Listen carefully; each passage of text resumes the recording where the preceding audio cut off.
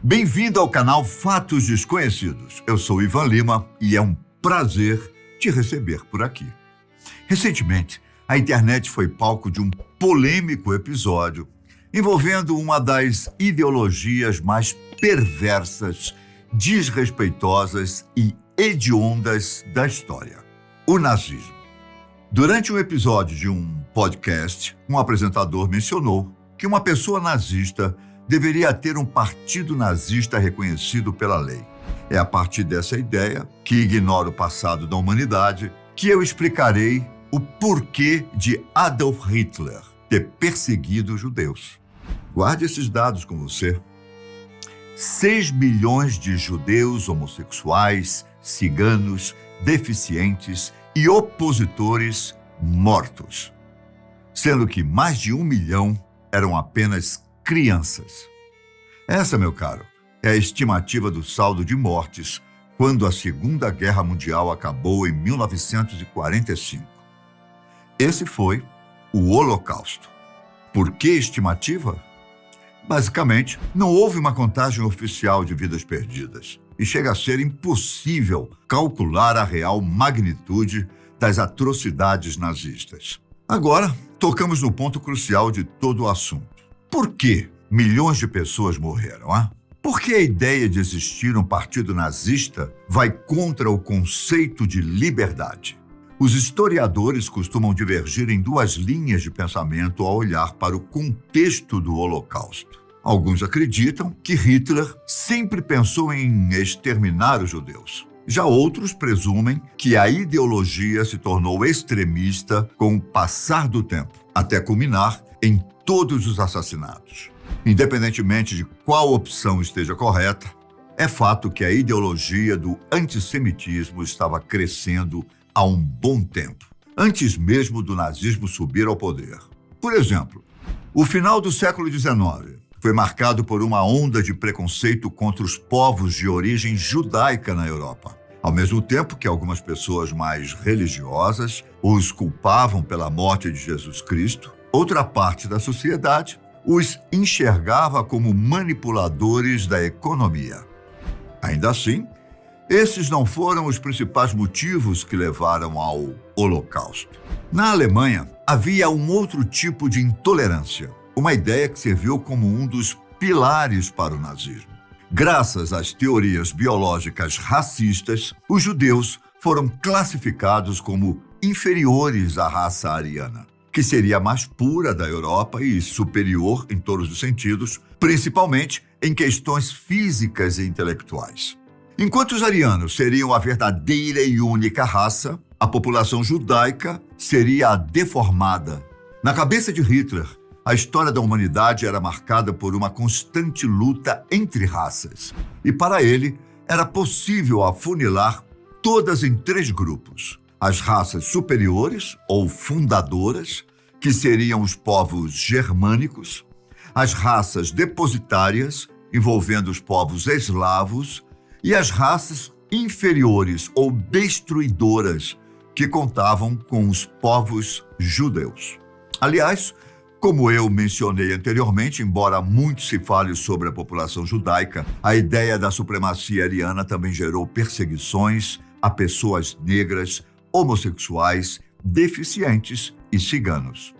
Então, como Hitler acreditava no ideal da pureza racial, ele estava certo de que, para manter a integridade da raça superior, não havia problemas em usar qualquer tipo de metodologia.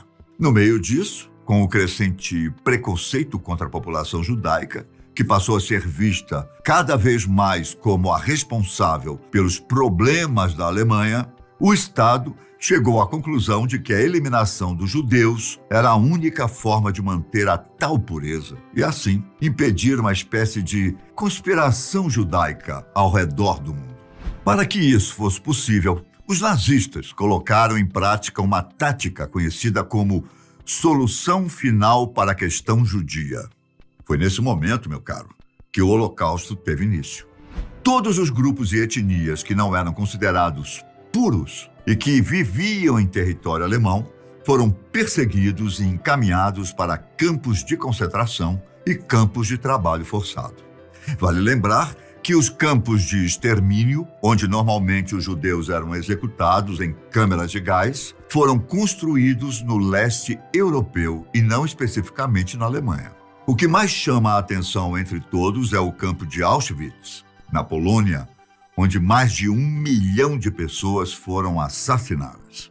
Essa movimentação evitava que os alemães tivessem envolvimento direto com as mortes, já que a aniquilação dos judeus ficava a cargo de outras nações que também apoiavam o antissemitismo, como os lituanos e ucranianos. Se investigarmos o passado ainda mais distante da humanidade, é possível perceber que os judeus sofriam preconceitos desde a antiguidade. Na chamada Idade Antiga, eles até foram vistos por seitas esotéricas como propagadores de uma religião do demônio, do pecado.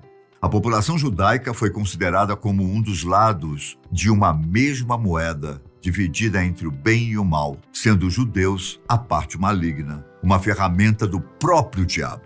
Essa ideia teria se tornado ainda mais forte depois da rejeição de Jesus como Messias pelos judeus, o que acabou os colocando como traidores, de acordo com o apóstolo Paulo. Já na Idade Média, a Igreja Católica foi uma das principais responsáveis por marginalizar ainda mais os judeus, condenando-os a uma espécie de servidão eterna. Depois do Quarto Concílio de Latrão, que aconteceu em 1215, a comunidade judaica foi proibida de se integrar totalmente na sociedade para não contaminar as pessoas cristãs. Os judeus também foram obrigados a usar detalhes nas roupas para diferenciá-los das outras pessoas.